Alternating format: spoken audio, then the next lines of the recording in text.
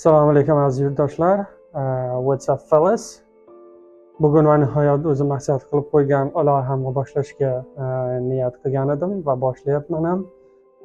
Sizlardan albatta e'tibor va qo'llab-quvvatlovni kutib qolaman.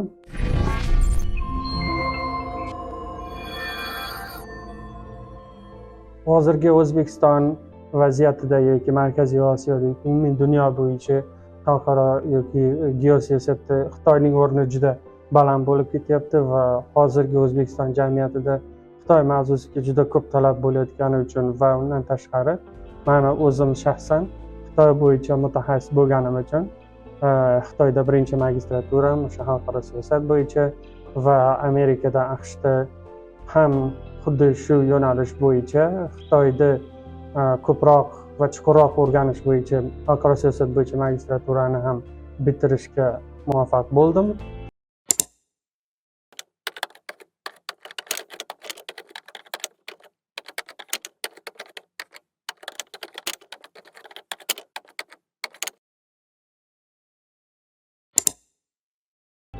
Alhamdulillah bunga va Allohga shukr, ana shu kunlarga ham yetib keldik. Endi shu olgan ilmlarimizni xalq va shu ma'lumotlar kerakli bo'ladigan insonlar bilan o'rtoqlashga ahd qildik va bundan xudo xohlasa kerakli va yaxshi foydali bo'lgan ma'lumotlarni tarqata olamiz deb umid qilaman. Albatta. Xo'p, Xitoy haqida o'rganamiz.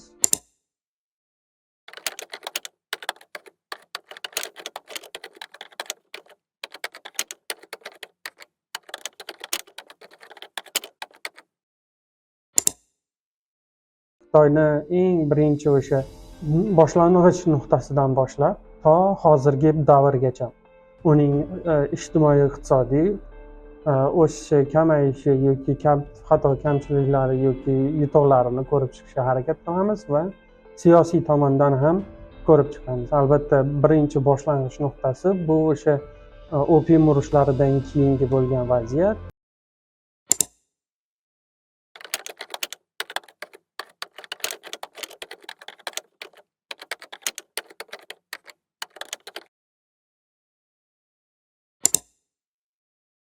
Va Maoning hokimiyatga kelish davri, uning atrofida bo'lgan har xil voqea va hodisalar, undan keyingisi Tayvanda hozirgi chayqalish boshlig'idagi ingliz tilida KMT deb nomlanadi.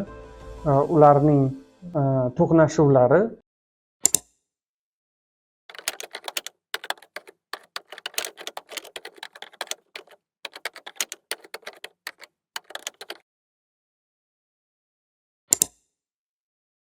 va u to'qnashuvlardan keyingi holatlar, vaziyatlar, undan so'nggisi albatta Xitoyning yutib chiqishi va CCPning o'rni baland bo'lib ketishi va to Mao Zedongning vafoti, undan keyin Deng Xiaoping va boshqa Hu Jintao, Xia Zemin va Xi Jinpinggacha bo'lgan davrlarni bir-bir ko'rib chiqishga harakat qilamiz.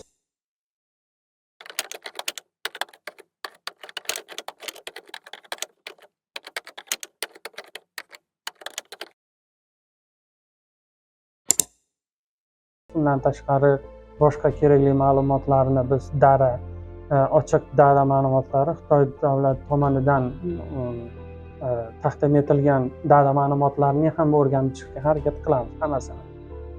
Xudo xohlasa bu ma'lumotlar albatta foydali va kerakli bo'ladi, chunki hozirgi holatda balkim Xitoy haqida ko'proq o'rgansak o'zimiz uchun foydali, chunki ular biz haqimizda shunchalik biladilarki, biz ularni shu darajada ham bilmaymiz.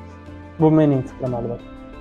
Rahmat kattakon, xudo xohlasa mana keyingi qisqa videolarimizda har bir kerakli ma'lumotlarni berib boramiz va jadvallardan yoki ilmiy qilingan ishlardan ma'lumotlarni parchalarini olib taqdim etishga harakat qilamiz. Albatta saviya va ilmiy isbotlar asosida ma'lumotlarni berishga harakat qilamiz. Inshaalloh hammasi yaxshilikka bo'lsin. Rahmat.